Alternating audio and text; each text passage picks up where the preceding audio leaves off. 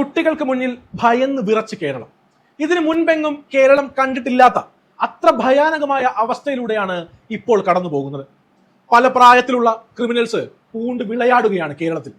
വീടുകളിൽ, തെരുവുകളിൽ, സ്കൂളുകളിൽ, ആശുപത്രികളിൽ അങ്ങനെ തല തല്ലിപ്പൊളിച്ചും വെട്ടിയും കുത്തിയും പെട്രോൾ ഒഴിച്ച് കത്തിച്ചും ആന ചവിട്ടിയും പുലി പിടിച്ചും തീരുകയാണ് പിണറായി സർക്കാരിനെ വോട്ടിട്ട് ജയിപ്പിച്ച ജനങ്ങൾ. എവിടെയാണ് കുഴപ്പം? അധ്യാപകർ വടി കയ്യിലെടുക്കാത്തതാണോ? പോലീസ് കൃത്യമായി ജോലി ചെയ്യാത്തത് കൊണ്ടാണോ? മയക്കുമരുന്നിന്റെ അതിപ്രസരം കൊണ്ടാണോ? അതോ രക്ഷിതാക്കളുടെ ശ്രദ്ധയില്ലായ്മയാണോ? രക്ഷിതാക്കളുടെ ശ്രദ്ധയില്ലായ്മയാണെന്ന് പറഞ്ഞാൽ ചിലർക്കെങ്കിലും ദേഷ്യം വരുമെങ്കിലും അക്കാര്യം തുറന്നു പറയാതെ വയ്യ. അത് തന്നെയാണ് കാരണം. ഒരു ആൺകുട്ടിയുടെയും പെൺകുട്ടിയുടെയും സ്വഭാവം ഉരുവാകുന്നത് അമ്മയിൽ നിന്നാണ്. അമ്മയുടെ മാനസിക ശാരീരിക ആരോഗ്യം പോലെ ഇരിക്കും അവരുടെ രൂപം. ഏത് വീടുകളിലാണോ അമ്മമാർ സന്തോഷമായിരിക്കുന്നത്, ഏത് വീടുകളിലാണോ അച്ഛന്മാർ അമ്മമാരെ സന്തോഷമായി വെക്കാൻ ശ്രദ്ധിക്കുന്നത്, അവിടെ വളരുന്ന മക്കൾ സഹാനുഭൂതിയും ദയയും എമ്പതിയും ഒക്കെ ഉള്ളവരായിരിക്കും. സ്നേഹത്തിൽ വളരുന്നത് കൊണ്ട് തന്നെ അവരിൽ മൂല്യങ്ങൾ അധികമായിരിക്കും. നിങ്ങൾ ശ്രദ്ധിച്ചു നോക്കൂ, കുറ്റവാളികളിൽ ഏറിയ പങ്കും മാതാപിതാക്കൾ ഇല്ലാത്തവരോ ആരെന്നറിയാത്തവരോ ആയിരിക്കും. അല്ലെങ്കിൽ ചെയ്യുന്ന കുറ്റകൃത്യത്തിന് കുടപിടിക്കുന്ന മാതാപിതാക്കൾ ഉള്ളവർ, അല്ലെങ്കിൽ മാതാപിതാക്കൾ ഉണ്ടായിട്ടും അവരുടെ യാതൊരു ശ്രദ്ധയും പരിഗണനയും കിട്ടാതെ വളർന്നവർ, അങ്ങനെ റിബലായി പോയവർ. ഇപ്പോഴത്തെ വാർത്തകളൊന്ന് നോക്കൂ. കൊല്ലത്ത് ലഹരിയുടെ അബോധാവസ്ഥയിൽ റെയിൽവേ ട്രാക്കിൽ ആത്മഹത്യ ചെയ്യാൻ കിടന്ന യുവാവിനെ വീട്ടിൽ കൊണ്ടുപോയി എത്തിച്ച മധ്യവയസ്കനെ യുവാവ് വെട്ടിക്കൊന്നു. താമരശ്ശേരിയിൽ 10ാം ക്ലാസ്സുകാരനെ ട്യൂഷൻ സെന്ററിലെ തർക്കത്തിന്റെ പേരിൽ വിദ്യാർത്ഥികൾ തല്ലിക്കൊന്നു. തിരുവനന്തപുരം വാഴച്ചിലിൽ കോളേജ് വിദ്യാർത്ഥികളുടെ മർദ്ദനമേറ്റ സഹപാഠി മെഡിക്കൽ കോളേജ് ആശുപത്രിയിൽ ചികിത്സയിൽ. കാസർഗോഡ് ജില്ലയിലെ ഒരു സ്കൂളിൽ 10ാം ക്ലാസ് സെന്റ് ഓഫ് പാർട്ടിക്ക് കഞ്ചാവും മറ്റു ലഹരികളും കഞ്ചാവ് വിതരണം ചെയ്ത ഷമീർ എന്ന യുവാവ് പോലീസിനെ ആക്രമിച്ചു. പാലക്കാട് ആലത്തൂരിൽ ലഹരി വസ്തുക്കൾ ഉപയോഗിച്ച് കാറിൽ യുവാക്കളുടെ അഴിഞ്ഞാട്ടം. പോലീസുകാരെയും പൊതുജനത്തെയും ഇടിച്ചു പരിക്കേൽപ്പിച്ച ആഷിഖ്, ഇബ്രാഹിം, ഷമീൻ എന്നിവർ അറസ്റ്റിൽ. മദ്യപാനത്തിനിടയിൽ സംഘർഷം.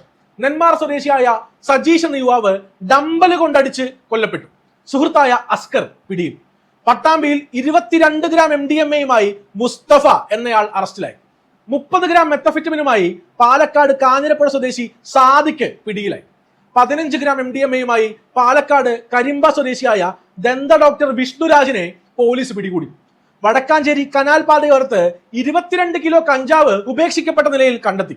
പാലക്കാട് കൂട്ടുപാതയിൽ തമിഴ്നാട് സ്വദേശി കറുപ്പുസ്വാമിയിൽ നിന്നും കഞ്ചാവ് കണ്ടെടുത്തു. കാറിൽ 5 കിലോ കഞ്ചാവ് കടത്തുന്നതിനിടയിൽ എറണാകുളം സ്വദേശികളായ പ്രിജോയ്, വിപിൻ എന്നിവർ പാലക്കാട് പോലീസിന്റെ കസ്റ്റഡിയിലായി.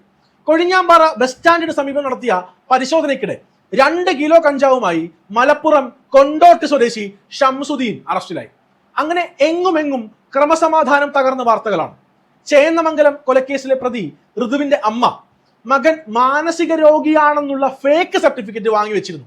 മകൻ പോലീസ് പിടിയിലാകുമ്പോഴെല്ലാം അത് കാണിച്ച് ഇറക്കിക്കൊണ്ടുവരാൻ. ആ നാട്ടിൽ അയാൾ ഒരു പൊതുശല്യമായിട്ടും ഒന്നും ചെയ്യാൻ കഴിയാഞ്ഞത് ആ സർട്ടിഫിക്കറ്റ് ഉള്ളത് കൊണ്ടാണ്. ഒരു പക്ഷേ ഋതുവിന്റെ അമ്മ മകനെ സപ്പോർട്ട് ചെയ്യാതെ ശിക്ഷിക്കാൻ വിട്ടിരുന്നെങ്കിൽ ഏതെങ്കിലും പരാതിയിൽ അവൻ മുൻപേ അകത്തുപോയേനെ. അങ്ങനെയെങ്കിൽ ആ മരിച്ചുപോയ 3 പേർ ഇന്നും ജീവിച്ചിരുന്നേനെ. അമ്മയുടെ കൺമുന്നിലിട്ടാണ് ഋതു നിതീഷയുടെയും അച്ഛന്റെയും അമ്മയുടെയും തലയടിച്ചു പൊളിക്കുന്നത്.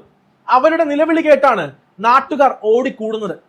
അവർ സംരക്ഷിക്കാൻ ശ്രമിച്ച മകൻ ഇപ്പോൾ 3 പേരെ കൊന്ന കൊലയാളിയായി ജയിലിൽ. മുൻപേ ഏതെങ്കിലും ചെറിയ കേസിൽ ശിക്ഷിച്ചിരുന്നെങ്കിൽ നന്നായി പോയനെ. ഇപ്പോൾ എത്ര വലിയ ആപത്തായി എന്ന് ഓർക്കുക.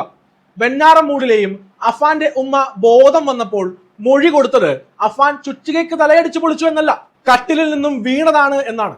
ഇളയ മകനടക്കം 5 പേരെ അവൻ കൊന്നുവെന്ന സത്യം അറിയാതെ അവനെ സംരക്ഷിക്കാൻ ഈ ആശുപത്രി കിടക്കയിലും കിടന്ന് നുണ പറയുകയാണവർ. നാട്ടുകാർ നല്ല പയ്യനെന്ന് പറഞ്ഞ അഫാൻ മുൻപ് ഫോൺ വാങ്ങി നൽകാത്തതിന് എലിവിഷൻ കഴിച്ച പയ്യനാണെന്ന് ഇപ്പോൾ അറിയുന്നു.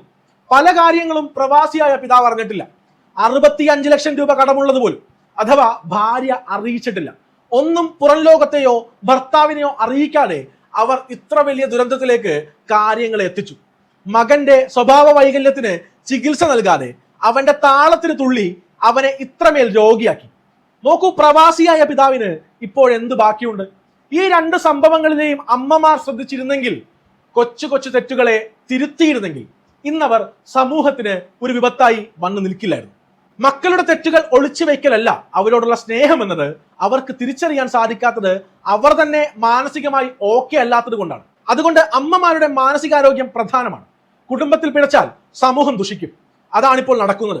ഓരോ മാതാപിതാക്കൾ വിചാരിച്ചാൽ മതി നാട് നേരെയാക്കാൻ. മക്കളിൽ മൂല്യങ്ങൾ വളർത്താൻ നിങ്ങൾ പരസ്പരം യോജിപ്പോടെ സ്നേഹിക്കുക.